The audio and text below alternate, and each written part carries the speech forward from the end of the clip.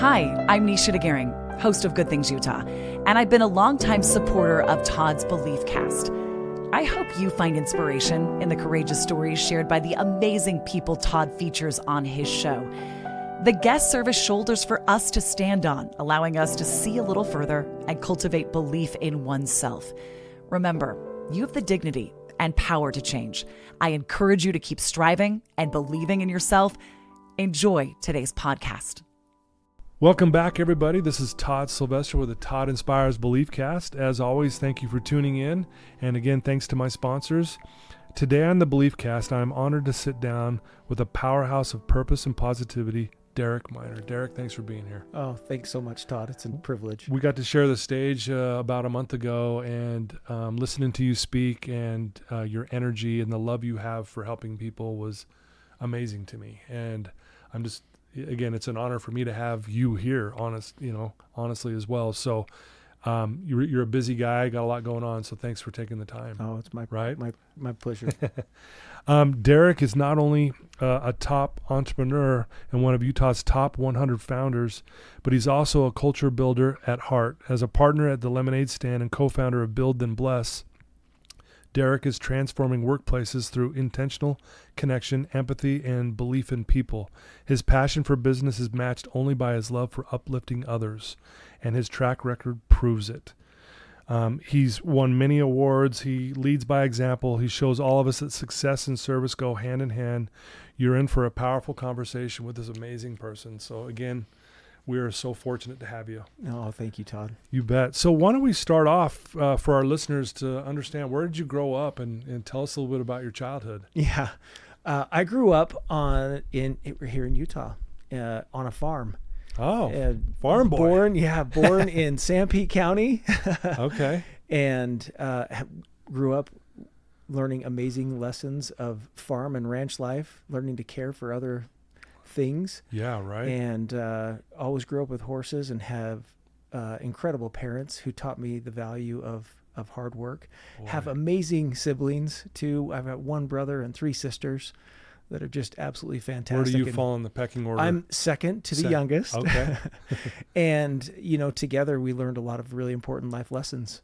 Yeah, I can imagine. My father-in-law, who has since passed, but he was a rancher, and he had ranches up in Idaho, and we'd go up there and help him brand cows, and he just loved ranching. But man, it's a lot of work. Yeah, it is. But what a gift that you learned at a young age what the value of hard work is and what it means. So talk about that for a minute, because I'll be honest with you, the clients I work with in my daily practice, a lot of them are struggling with just putting in the work. Mm-hmm. Yeah. They almost kind of like avoid it, Yeah. So I'd love to hear your thoughts on, talk about what that was like, learning to get up early and get out there and really do some hard things. Yeah. Well, I remember early lessons that, my dad always told me, look, the horses don't water themselves. And so you got to go make that happen. Exactly. And I think at a very young age, learning, responsibility more than anything, but I think more, growing up too, it probably gave my mom several heart attacks because we had our horses right in our backyard. And when I was, I think 3 or 4 years old, she was doing dishes and looking out the back window, and I'd gone out and I'd climbed up the fence and gotten on one of the horses that was standing right by the fence. And here I am just riding around. I'm like, oh my gosh, this is incredible. But with all that enjoyment that comes from being around animals and the appreciation of being able to enjoy those animals outdoor, it was the days that were hot in the July heat, hauling hay for these horses. I'm like, wait, why are we doing this again? Right. But isn't it so interesting, kind of this dichotomy that you have of like, I put in the work and I'm able to then experience when we'd go up in these beautiful mountains to be able to look down on those very fields where we were hauling hay. Yeah. And having a perspective then at just a young age. And there's something about it too. I'll never forget this, going, with my dad and his brothers and my brother and we'd go out and we'd go into this field, and you look at this field and you're like, oh my gosh, there is so much work to do. There is so much hay, and if it's rained, it's even worse because you've got to go turn the hay and flip it so it doesn't mold or dry and just all these things. You're dealing with all these different elements and at the same time thinking on your feet real time. Yeah. But there's something too when you get everything back and it's put in the barn or it's all stacked and you are able to look back and say, man, I'm tired. I'm exhausted. I have hay down my shirt. I itch like crazy. But to be able to say, man, I was able to do that. And I'm grateful for parents who showed me the value of hard work and putting in the effort to then, not that you do it for a reward, but rewards come as a result of paying the price and even just showing up. Right. I love that. And, part of that reward or value is when you do see the hay stacked beautifully and it's like this perfect square and you cleaned up the hay field and you're going, look how good that looks. Yeah. There it is. There's the reward. I can relate because I love doing yard work. And I do too. I can imagine. And I love to look at my yard when I'm done. I'm like, man, that looks so good. Yeah. And no one's around. It's just for me. Yeah. I'm just like, you know what? This looks good. I feel good now. That's right. It's so funny you said that because literally I pulled in my driveway last night and my son mowed the lawn in the front yard and I was looking at him like, man, those lines are so straight. So proud of him. I'm like, dude, I brought him out. I'm like, look how good this looks. This is so awesome. So hopefully, who's going to really listen to this in the end? It's probably going to be our kids. And I want them to know, it's like, kids, you guys are, hopefully gave you the kind of environment that I had to growing up to learn how to work, to learn how to make a difference. And it's tough too, when a lot of our neighbors show up and they, or even other people, they're like, my friends, man, they have people that come and do their yards for them, and I'm like, right, sorry about it. And you guys are so capable and I believe in you. And then just to have that moment too, where I pulled in the drive the other day and I was looking at these lines. I'm like, man, those are good. I love that you say lines because I'm all about straight lines and then putting a border on the yard, make it look like a picture frame. Exactly. Yeah, right. There's a proper way to mow your lawn. There is. Yeah. So here you are. So here you're trying to teach your own kids the value of hard work. It's probably a little more difficult, I would imagine, because you're not on a farm currently, correct? No. So have you found that being a little bit more challenging? Is teaching them that value, or have you just got creative and found other ways to doing that? Yeah, great question. Well, we don't have, and they haven't had. My oldest did when we still had our horses, the opportunity to go down there and experience that. But I've tried to be very intentional with my kids and teaching them the values of and work ethic. And I think a lot of this I can't take credit for. I got to give credit to my wife. But we, having similar ideals of what we wanted to instill in our kids. And while we didn't have that, I think there's so many life lessons that are important that teach the value of hard work, of endurance, of resilience. In fact, I was just thinking about this because a memory popped up on my phone. My oldest son will be home in about 27 days from Argentina. Congratulations. On a mission. That's so awesome. Excited, but who's counting? Yeah. But right. I'll never forget when he was 10 years old, he said, Dad, can we go hike Mount Timpanogos? I'm like, he's 10. Wow. And I said, okay, our goal is just to make it to the saddle, right? And see how we do. I was with one of my other really good friends and he had a couple of his kids too. He's like, saddle's a great goal. Sure. And, we made it up there. We started early in the morning, got all the way to got to the saddle and my son looked at me and he's like, what's that? I'm like, that's the top. He's like, well, let's go. And I'm like, wait a second. 10-year-old. Yeah. And so we get up there, and in fact, we've talked a lot about that, as he's been in, serving in Argentina, these beautiful people there. And when days he doesn't want to get up, he's actually referenced that story. He's like, man, you remember when we got up there? He's like, when it seemed so hard, we went and we made it to the top. Yeah. And even on the way down, we ran out of water. And he's like, we got to figure this out. And so we went over to the spring and I had a little pump and we were able to, and it was one of the longest days hiking ever, but it was one of the most meaningful days ever. And I think about, that experience often and what he, what he's learned and he just, I'm so proud of all my kids, for how they show up and how he did and trying to instill these life lessons into them, that you don't have to be on a farm, but taking responsibility and learning to leave something better than you found it, I think is something we've tried to instill. Yeah, that's beautiful. we talked about learning the value of hard work from your parents. What other lessons? I know there's probably 1,000 of them, but is there a couple other lessons that you learned from your parents that stand out to you? Oh man. So many. My father passed away almost 2 years ago, and there isn't a day that goes by that I don't think about it. Yeah. But he was a true Renaissance man in what he did, and the lessons that he taught, I'm continually, thinking about and reflecting on. But he was also a concert pianist, and the amount of a cowboy concert pianist, it's pretty incredible. But the amount of time that I saw and effort in not only taking care of us, but also developing his talents to bless the lives of other people. And he'd always say that when he'd play or perform, he says, this isn't about me. It's, I want to be able to touch and reach someone's heart. So growing up in a house, where I could hear music all the time and get a deep appreciation for music and what that does for our soul. In fact, one of my favorite quotes of all time, he'd talk about this, and I think about the power of music, that it is international, right? There's not a language barrier with music. That's true. And he'd share this quote. He'd say, music moves us and we know not why. We feel the tears but cannot trace their source. It is as though it is a language from some far off land for what can stir the soul like music. Ooh. For common things of a common day, God gave us speech in a common way. And to the poets, the ability to articulate the deeper things men and women feel. But for heights and depths no words could reach, God gave us music, the soul's own speech.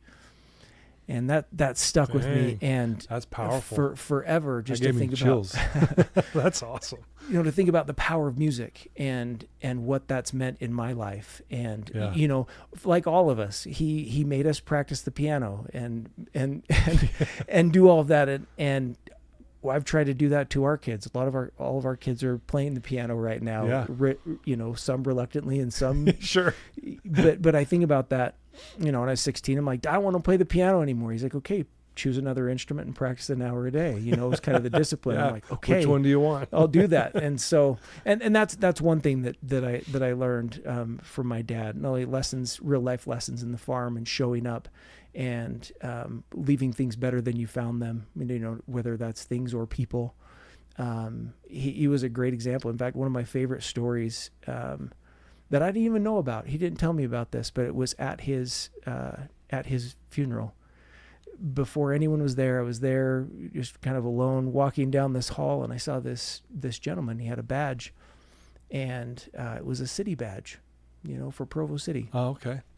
And he said, "Hey, is this the funeral for O'Neill Minor?" I said, "Yeah, it is." And I said, "How did you know my dad?"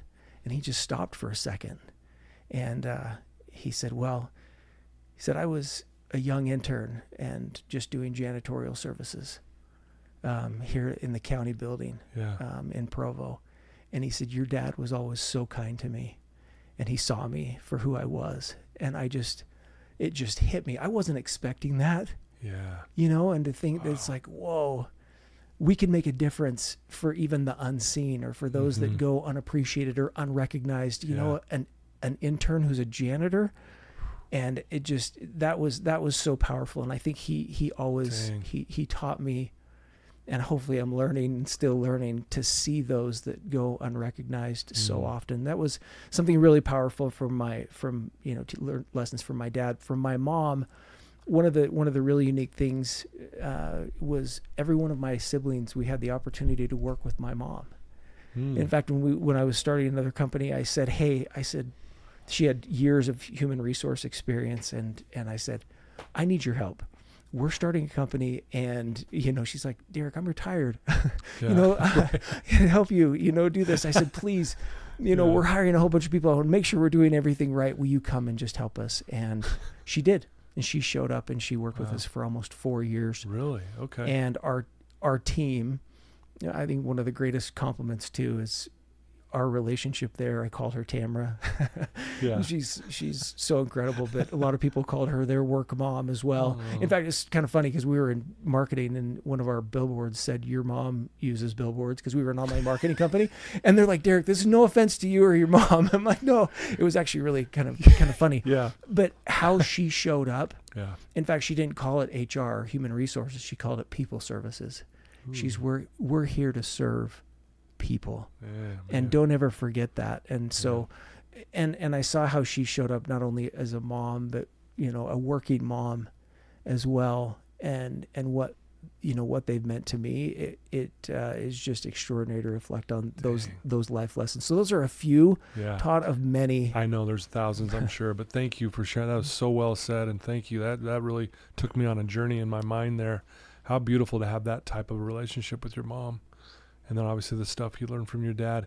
You know, it reminded me, you know, talk about your dad, you know, just noticing the people who are unnoticed and making sure they feel good. And it reminded me of John Wooden, the coach for UCLA. That was one of his specialties. John Wooden. He always had John Wooden quotes. Yeah, and John Wooden was that guy who, you know, he knew everyone's name. He knew the janitor's name. He knew the teacher's name. I mean, he was that guy. He didn't think he was above anybody, and I love that. He'd be out there sweeping the floor himself and things like that. So it kind of reminded me of your dad when you were saying that. And it's interesting. You're like, he was a John Wooden fan. Totally. That is amazing. Huge basketball fan. In fact, I never beat him in a free throw competition. Really? Yeah. He 100 over 100 in a row. This is an ultimate free throw shooter. That's amazing. That is fascinating. Well, so, you know, obviously now you have your family and you're raising your kids. You've got a kid coming home from a mission, which, you know, 27 days, who's counting, right? Talk about, you know, the challenges, you know, being a father, you know, because again, there's a lot going on in this world. You know, you got kids with, you know, they have social media. You know, I didn't have, or maybe you didn't have that either when you were younger. You seem a lot younger than me, so I don't know. I'm trying to be safe here. You're awesome. But you know, so how do you navigate these different challenges? Because when you were growing up on the farm, there was no phones to distract you. Yeah. So, but here we have our kids. I just love to hear your thoughts on that, because so many of my listeners tune in and go, God, my kid's struggling with social media. I don't even know what to do here. Yeah. I was just curious if you don't mind sharing kind of your thoughts on that. I'm happy to. I have a lot of thoughts about this. Good. In fact, my kids don't have social media. Oh, wow. None of them. And my son, when he was, he had a class, a college level class in high school, and he's like, I've got to create a LinkedIn account, Dad. Will you help me? I'm like, yeah, for sure. And I've got a post for this. Can you help me do this? And all of a sudden he starts posting. I'm like, well, these are actually really good posts. Yeah. And then when he gets his mission call, it's like, hey, you need to create a Facebook page. And he's like, will you help me do that too? And we helped him with that, but they didn't, and they don't. So he's my oldest. My daughter just graduated from high school, and she's never had social media and hasn't missed it for a second. So, okay, stop right there. I'll keep going. No. I love that. So I hear this a lot too, and I would love to hear, because it sounds like you figured out a way to explain this enough to your children where they understand, to where they go, okay, I'm going to buy. They bought into it. A lot of kids don't buy into what their parents say, hey, no social media, but the kid doesn't buy into it, and there's a clash. Right. And maybe you had a few clashes along the way, I'm sure, because, you know, no one's perfect. But how did you handle that piece? Because I think this would also be good for our listeners to understand, like, how did you navigate that and help your kids buy into what you were doing? Yeah. Man, I don't know. I'm gonna think through this, and hopefully your audience will be patient as I just think out loud here. But having been in the online marketing world and see what happens out there, it's fascinating, and it can be used well, you know, and safely. And but I asked my daughter, I said, hey, have you missed, you know, beach? She's like, not at all, you know. And she spent a lot of time. She's like, I like just being with my friends in real life. And she's spent a lot of time focusing on developing her talents with tennis, and has loved that too. So I think having a sport and like having a purpose, if you will. And but she loves connecting. She has a phone, right? But we set very we just gave them guidelines, and I don't like the word best practices. I like the word best principles, right? And teaching principles and helping them understand this is the principle behind this, and this is why, you know, we're doing this, and helping them understand kind of the why, and then the what and the how becomes a little bit easier to kind of navigate and walk through. Now, you know, has it been perfect? No. And I think we have open and conversations with all of them. Yeah. Okay. You know, another thing that I've tried to be really intentional to do that I think goes back to experiences that I had, in the country, being alone, and not alone, but even being with people and being in nature. was an incredible experience, and just seared in my soul this love and this gratitude and appreciation for the beauties that surround us. And when we have our heads in a screen, you can't see that. Yeah. And so a decision that I made a long time ago, and it's great to have my wife who we thought so much the same about this. Let's go create and have experiences with our kids. And so once a month with all of my kids, I take time just to spend one-on-one with them. Again, it may not be exciting. It may be mountain biking. It may be mowing the lawn. It may be weeding, back to the yard care and taking care of the yard. Come on, we're going to go weed. Or going to get a drink, or going on a trip together, or just that time together with them. And just saying, hey, tell me what's on your mind. Yeah. Tell me what are you kind of struggling with? And sometimes it's like, yeah, Dad, I'm good. And then we just jam, and then they'll come back and they're like, hey, Dad, can I chat with you?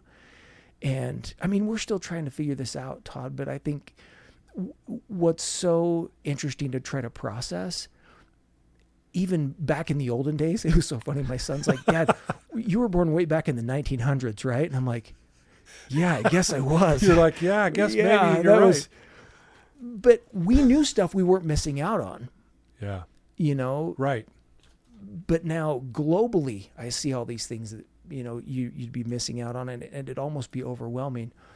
But again, just principles, I guess, back to answer the specific question, just establishing principles and to help them understand and navigate it. And they don't, again, with a lot of these people, they're like, it's okay that you don't, and not be, judgy that they're not on social media, or to someone who spends time on social media. We've been very intentional that way. And we have yet to see what the outcome will be, but what we've seen is that our kids know how to get up, and they know how to work, and they know how to build relationships with people, and how to be authentic, and how to be truthful, and how to be real. And these are all the things that we hope, along the way. Well, I'm also hearing this, correct me if I'm wrong, but one of the things I see with my clients, and again, parents, is, parents will come to me, I got to get my kid off social media, but they won't listen to me. We're fighting. What I'm finding is they don't have the relationship with their kid. And what I mean by that is, what I'm hearing from you is, you would basically, let's call them dates. You're going on dates individually with your kids. Yeah. And then you're having a conversation. Hey, tell me how things are going. How are you really doing? Yeah. How's school really going? Yeah. Is it going good? Are you happy? Those kind of things, right? So what I'm hearing is you're establishing also this relationship. It's not just, hey, it's Dad's way or the highway, right? You're building a relationship. And I see that there's the conflict with these parents. Not that they're bad parents.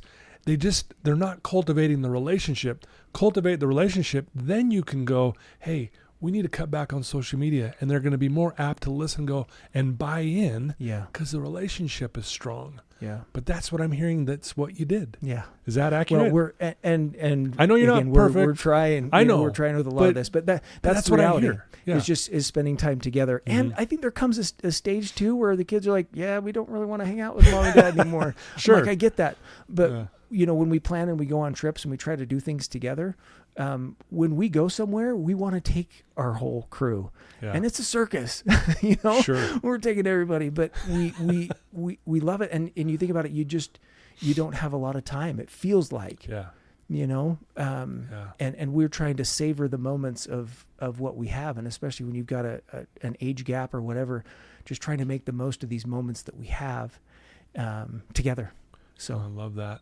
Well, you brought up the word principles, and I'm a fan of that for sure. Because principles, are set in stone. They're working 24/7, 365 days a year, and they are true and strong, and they either work for us or against us, depending on us, correct? Yeah, that's right. Okay. I share some principles with my clients that will change their life, but I'm not going to bring that up yet. I want to hear your thoughts. What are some of these principles? Hard work. We've already talked about hard work, relationship building, those kind of things. Can you maybe give us a few of your favorite principles, if you will? Like, is there one or two, like, hey, this one's one we always talk about, or? Yeah, I don't know that there's just I know. one. I know it's a tough question that we talk about, but we've always talked about being someone that someone can count on, right? And being dependable. And when you say you're going to do something, do it, right? Yeah. Do what you say, say what you mean. I think is a really powerful thing, Yeah. because it's really easy, and I think one of the greatest challenges too is to, when you make a commitment, to keep it, and that's hard. And telling your teenager, they're like, oh my gosh, everyone's going to do this, and it's like, you made a commitment to be here, and that's hard. And to be able to say, I'm going to do that. So doing what you say, saying what you mean, I think is one of the most important, principles that we talk about. I think one of the things that we've done, whether it's good or what we've tried to instill, is consistency in getting together every night. And being together as a family every night. Yeah. And we will read together, and then we pray together. Nice. And I think that's been a really important thing for us, as faith is really important in as a not as a principle, but also as just what we've tried to instill in our kids, is realize who they really are, and the power that we actually have, that we believe there's divinity in every single one of us. And that there is enough sunshine to go around, right? For all of us, as one of my really good friends has shared with me recently. But I think that's an idea. Being trustworthy, being honest, is really, really important to us. And telling the truth and doing things right the first time is something. Yeah. We talk about, it's like, if something, let's go, redo, do this, do this. You're going to mow the lawn, make them straight. Yeah. That's right. Doing it right. Don't make them crooked. That's right. And I think too, it's also the lesson of, the piano skipped my generation, and my son, is both of my sons, actually, my two of my oldest sons are exceptional pianists. And I see the time and dedication they put into something, and they realize that it's like, this is really hard. I don't want to be doing this. Yeah.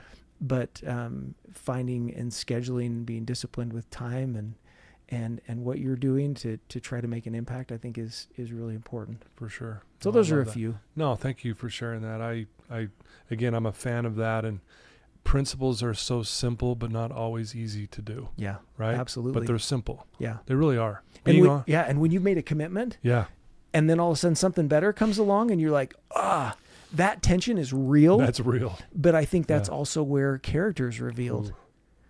Ooh. To be able to say, yes, I'm going to keep this commitment, even though it's really, really hard, to sacrifice what you may want, most for maybe what you want now.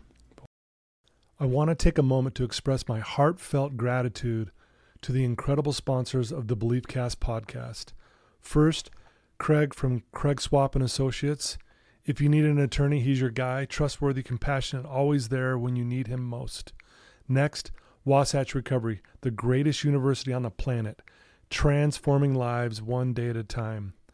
Sandy from Minky Couture, the creative genius behind the most comfortable blanket you'll ever wrap yourself in. Comfort like no other. Special thanks to the award-winning pianist Paul Cardall for his beautiful music that brings inspiration to every episode. Boy, that's so true, isn't it, man? Have you noticed in your life that when you commit to doing the right thing, it's always challenged? I've noticed that. It's almost as if, okay, are you really serious about this? Here we go. That's right. You've noticed that? Yeah. I see it with my clients. I see it with myself. And, and again, I think you're right. That's where your character is revealed. And sometimes we fall flat on our face, and we kind of have to pick ourselves up and go, okay, I got to do better next time. Yeah. Because I don't want to be this person. Right. I want to be this person over here who is trustworthy and people can rely on. Yeah, exactly. Yeah. No, well said. Thank you for sharing that, Derek. You're a man of faith, and I know you wear that on your sleeve, and you're proud of it. And I respect you for that so much. Talk about that just a little bit. Again, I know it's a big question, but how has that shaped your life? Just your faith, and just, obviously relying on a higher power, God, and helping you through maybe, obviously challenges in your life. Oh man, I think about this quote from C.S. Lewis, and I don't know this is exactly word for word, where he said, I don't believe in faith is like the sun at noonday. It's not that I can see it. It's by it, I can see everything else, right? Ooh. We get the exact quote. I like that though. But that's idea of powerful. this sun always being there, not that you can see it, but that it provides light for you to be able to see everything else. Man, I think often about those who have gone before, and I've been reflecting and reading stories of their lives, and they want me, they give me a desire to be better as well. I think about my great 3 great grandparents, right, that sacrificed everything, and I think about the reason I am, and what I have is because of their commitment to doing really, really hard things that I can't even wrap my head around. Sure. And I read their stories, and I believe that I will see them someday, and they're going to ask, what did you do with my name and our name? And how did you continue on this legacy of faith and belief, and not just, faith in a religion, but faith in God and faith in Jesus Christ and the teachings that he provides, that regardless, there's so many teachings of every different faith that are of so much value. Yeah. But I've been reflecting on what drives someone when they're driven out and away from their homes and everything, to say, like, for instance, my grandmother, my great-great-great-grandmother, Tama, she's buried in the Springville Cemetery. Oh, wow. And, here her husband, dies as they're just leaving, and outside of Nauvoo, and has 8 kids to now cross the plains. My grandfather was 12. He talks about that experience. He's like, it was actually not too bad. He says it was fun for us just to cruise across the plains and have this new journey and this experience, right? And so interesting to hear that perspective, but then to arrive here and to build something out of nothing, and to sacrifice for a future date. And I think about her, and I see her face in these pictures, and I look on her, literally on her headstone. It says, children, live your religion, be true, be faithful, and it's like I can almost hear her words saying this. And I'm like, man, she gave up so much. So I think just deeply rooted in me, all these stories, right? Stories are what connect us and connect community. And there are so many beautiful people too, Todd, that I know that are not, of my faith, but are incredible people. And I think those are the principles that unite us all in being together. And one of the things that I've just been reflecting on so much is perhaps one of my favorite parables is the parable of Jesus when he approaches this city with the 10 lepers, and people steered away from them in every way because they didn't want to be exposed in any way. And he, they came up to him and he engages with them and says, go and see the priest and then you'll be okay. Can you imagine what that experience was like? All right, we have nothing else to lose. Let's go. Let's go And talk to the priest. They go and they have that experience, and it says all of them were healed, but one came back and said, thank you. Yeah. And I talk about this with my kids all the time too, as another principle, to say thank you.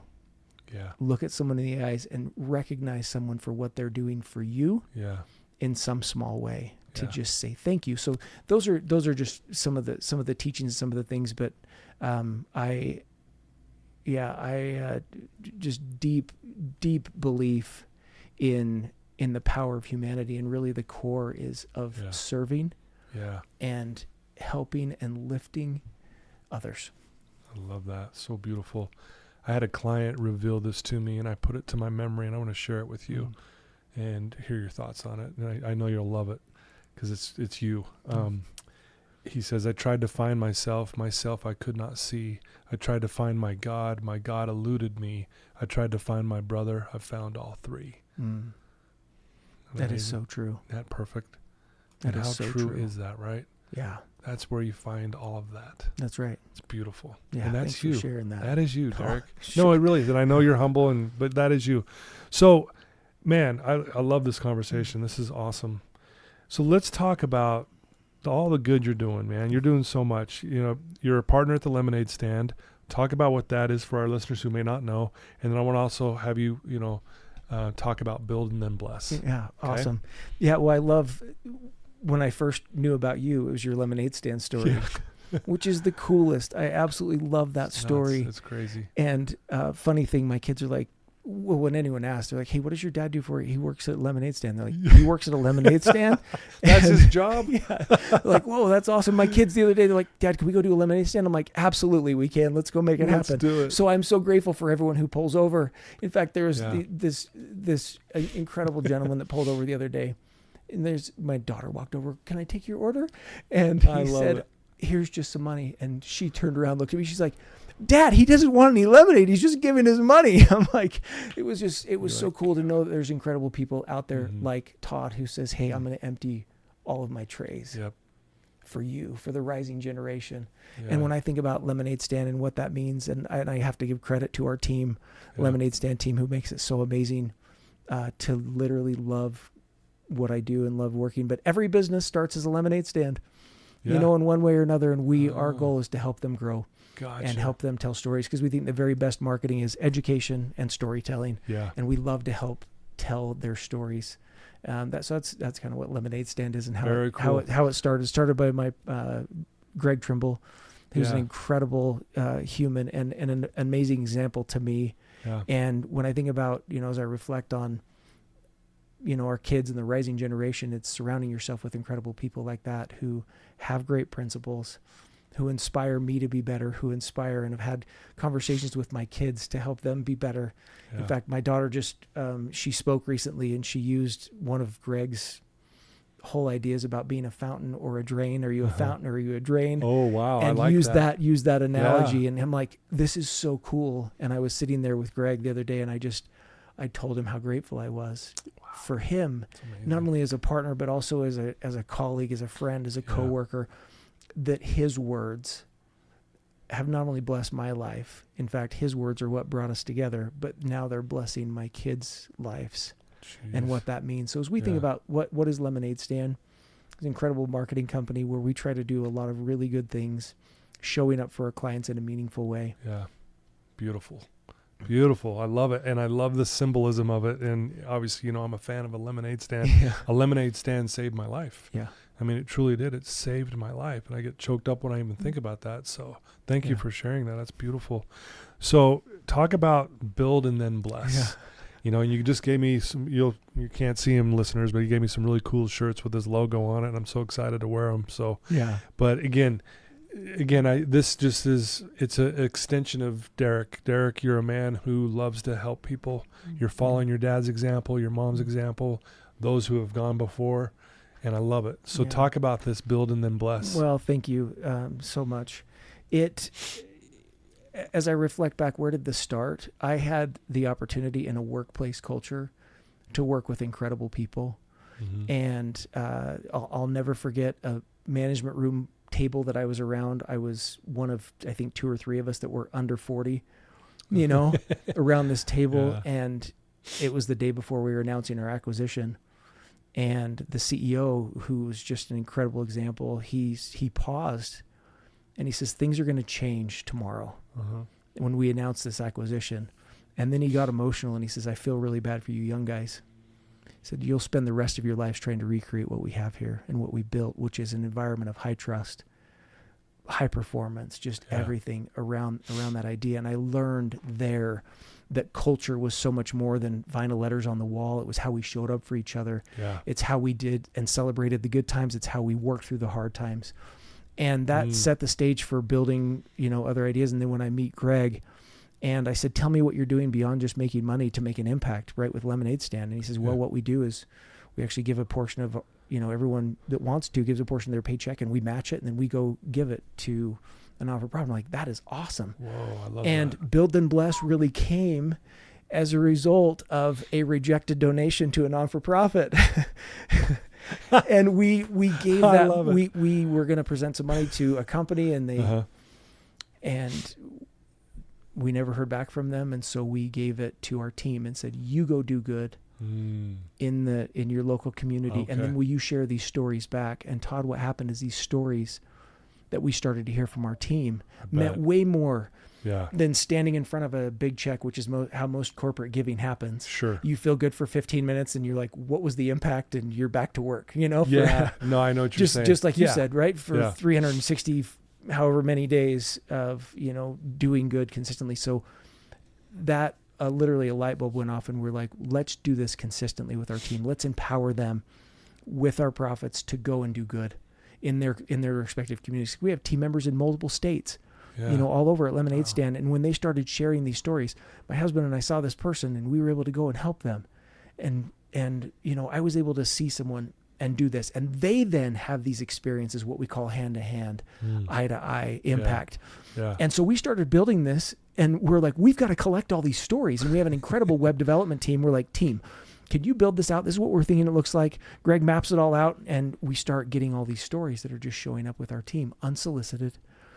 That's incredible amazing. Stories where they're lifting, helping, and what we say, you have to build something so that you can then bless other people. But these stories, Todd, and every single week as a team in our weekly meetings, we open it up and say, hey, share some of the stories of who's impacted you or who you want to recognize, or a story that you've done that you've been a part of that's just changed your life. And we have thousands of these stories now, because we started this, it was in 2020, right, in COVID, when we started collecting some of these stories. And then I'll never forget, there was a board meeting that was at our office, and one of the board members, who runs a very successful company, looked up on our whiteboard. He's like, what is this? And we started explaining what we were building with Build and Bless. He's like, I need that in my company. And all of a sudden, Greg and I looked at each other like, why are we just keeping this internally? To recognize not only each other, but also our clients doing good in the community, right? And so we started building it and launched it just last year. Wow. And it's been amazing to see what this has done. And so we say Build and Bless is the happiest software on the market, but more than that, it's a movement. And that was actually coined by one of our clients. Really? I love that. It does. To really engage, and I think it's one of the greatest ironies in life is the degree to which we think about ourselves, the unhappier we are, right? And all the things maybe we don't have. But when we think about or see someone else where they're at and are able to do something to help them in some small way, maybe it's even just a hello or a smile, and the impact that has, not only is their life hopefully touched, but ours is as well, when we get out and then we experience this, not just an emotion of gratitude for what we have when we see someone else in another scenario, but it's a way of being, it's a way of living, it's a way of seeing.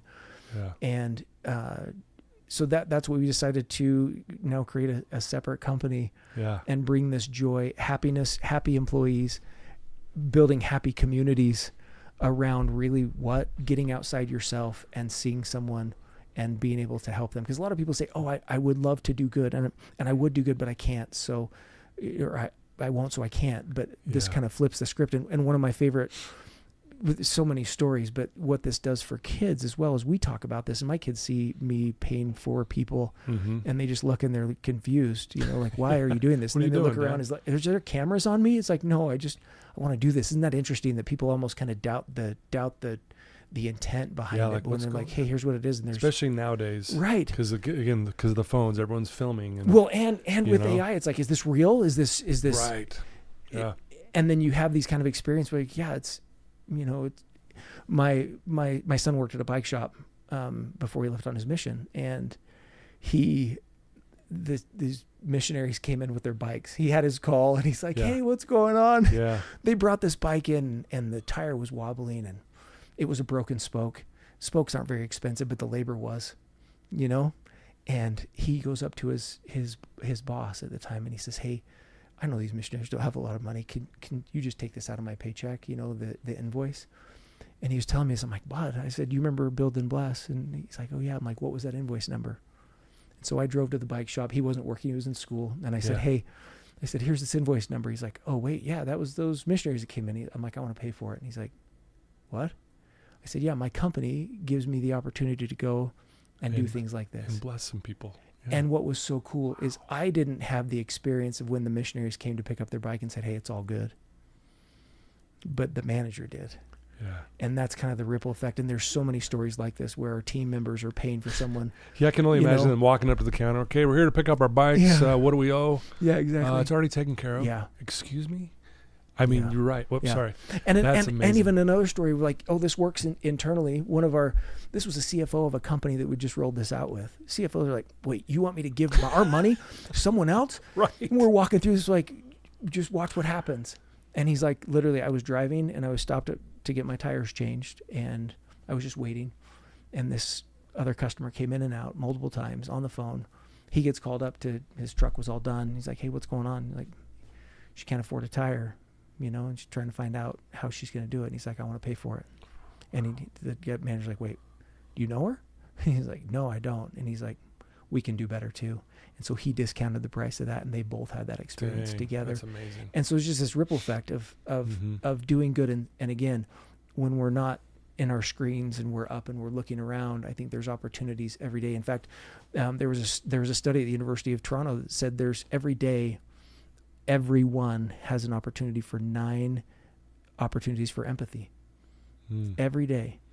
Yeah. And I love this idea of empathy and seeing someone and feeling that. But I think even deeper is compassion, right? Which I believe is empathy in action and an opportunity to do that. And really that's what we built with Build and Bless, is with all of technology that can support us in doing good. Why are we not doing more good? And so many people want to do good, but it's like how or where. And all of a sudden when you flip the script and say, hey, here's an opportunity to go and do good. So we like to say that, Build and Bless is humanity's antidote to the algorithm. Wow. Dang, that's amazing. I love it.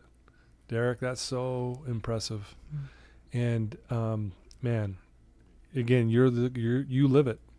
And sure trying to. I know you are. I know you're trying. And again, but you really are. And you're a light that shines bright, my friend. And I when we shared the stage about a month ago together, I was like, man, this dude's on another level. Oh. Like I can just feel his goodness. Wait, that's what I was saying about you.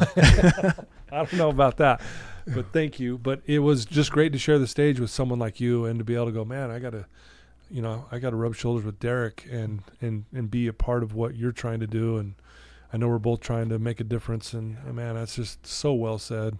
Thank you so much for sharing that. Well, and I love, and I shared this with a group too of a whole bunch of youth, that what follows I am follows you. Yeah. And knowing, and what I said to them just straight up, I said, think about it. What's one of the first songs we learn is I am a child of God. Yep. Right? But I am this. And a lot of times we lead with, oh, I am. And it's more than a logo or an ego, right? Of, hey, this is who I'm, I'm the CEO of this company, or I'm this or whatever. It's like, but no, who are you at the core? You're someone who matters. Yep. And isn't it incredible that I think the divinity within each of us wants to reach out, has a desire to reach out and help. Yes. And maybe sometimes we've lost that, but even just the opportunity to say, I'm going to just do something for someone else and watch what happens. Yeah. How the universe lines up and lines us up in those ways, I think those are opportunities, those 9 opportunities. I think there's probably even more for us to see people, even how connected we are. Yet I think we face an incredible crisis of disconnection. Couldn't agree more. And but yet we're so connected to each other. But it's like, I see you, I hear you, I value you, regardless of what your stance or position is. I can still see you as another human.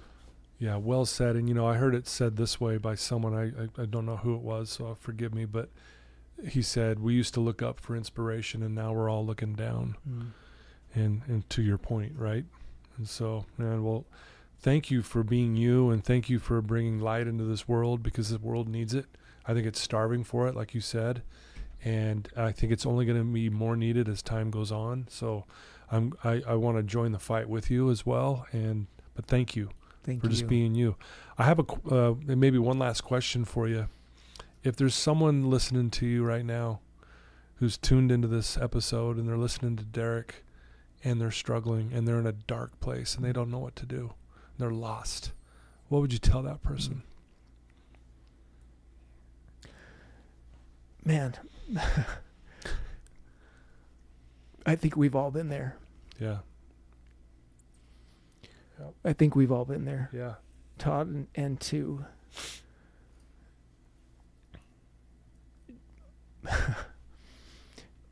you matter. You matter more than you know. And you may not see it right now because it's so dark, but take a step towards the light, and whatever that light is, maybe a friend, maybe someone you trust.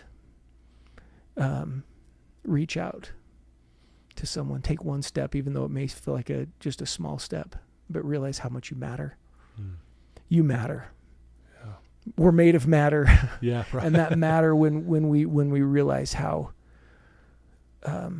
And isn't it incredible that how one person can have an impact on someone else's life, either for good or for bad? For sure. But reach out to someone you trust and you love, and be vulnerable and be honest. Yeah. And I guarantee that they'll also tell you how much you matter to them. For sure. And I think if we could see in some small way, and I think this is an opportunity as parents, as friends, like I think about that all the time. Having been at another funeral recently, I'm like, man, someone just stood up there like, this person meant so much to me, and this is why. Well, did they know when they were alive? Did they know how much you meant to them when you were right there with them? And so I think every day there's opportunities for us to tell someone how much we appreciate them and what they've done for us, and how much that's mattered. And I love this conversation that I had with my little 6-year-old at the time. I said, hey, buddy, I said, what's most important to you? He just sat there and he said, I think mattering. I'm like, buddy. And I literally just looked at him. I started crying. I'm like, yes. I bet you did. Mattering is and I looked at him and I said, I want you to know, bud, how much you matter to me. Amazing. Well said, my friend. So whoever's listening, whoever's struggling, you got it. You can do it. The world's better with you in it. Yeah. And you can be a light. There's so much sunshine for all of us. And I was inspired by one of my friends too. We're all just trying to help each other get home. Yep. In one way or another. Yeah. Whether that's from a destination to our actual home, or all together, back home. One of my favorite things, and Ben Kerr, who you had on here just recently, he's a giant. He's a cousin of mine, and we both share the same great grandfather, Melvin G. Wood. And one of his last times we had a family reunion. In fact, that's the reason that I know Ben from a very young age, is because we had the opportunity to get together, which is so awesome. Melvin G. Wood said something. He says, when we graduate this life and go to the great beyond, I don't want one of you missing. Yeah. And I have that hanging in our house today. It's powerful. And I think that's the most important. So someone, you matter. Yeah. And someone at your house, in your home, needs you. Wow. Beautiful. Beautiful. Thank you so much. And shout out to Ben. We all love Ben, man. He's so awesome. He's a giant in my life, and I love him. Thank you, Derek. And if someone wants to reach out to you and learn more about the Lemonade Stand and learn more about Building Them Bless and want to get know more about you, how would they do that? Love to connect. I'll share some of my social links. Would love to connect on LinkedIn. Okay. But lemonadestand.org. Okay. And buildthenbless.com. Love it. And we'll put those links on the show notes when we go live, so they can click right to it. Awesome. And I encourage anyone listening to this to reach out to Derek and learn more about what he's doing. And if anything, maybe it'll inspire you to do something on your own where you're out making a difference in people's lives. And I agree with Derek when he said, inherently, I think that's ultimately what we love to do and need to do is help others. I think it's built in our DNA, so thank you. Wow. What a great conversation, man. Yeah. Thank you, Todd. This was awesome. Thanks for inspiring me and inspiring thousands. Oh, thank you. Long time fan. I appreciate that so much. And wow, that was amazing. Guys, I told you were in for a good one, and boy, weren't we ever. Guys, I love you. Thanks for tuning in. Again, thanks to my sponsors. I couldn't do this without you. And I encourage all of you to reach out to Derek, check out what he's doing. And if you have a loved one who's struggling, if a son or a daughter is in that darkness we just, referred to, send them a link to this episode. Have them listen to Derek's story. It will inspire them. And best case scenario is that you get to break the ice with this one who's struggling, and you can follow back up and say, hey, what did you think about what Derek said? And I think that will really spawn a really powerful conversation. So I know a lot of you do that because you reach back out to me and tell me, hey, I shared this with my son and it opened up his world. So please do that. Love you guys so much. And one last thank you to Derek Miner. We're all in awe of you. Thanks for being who you are. And we're lucky, and the world's lucky to have you here. Thank you, Todd. I feel the same way about you. Thank you so much. Love you guys. Till next time.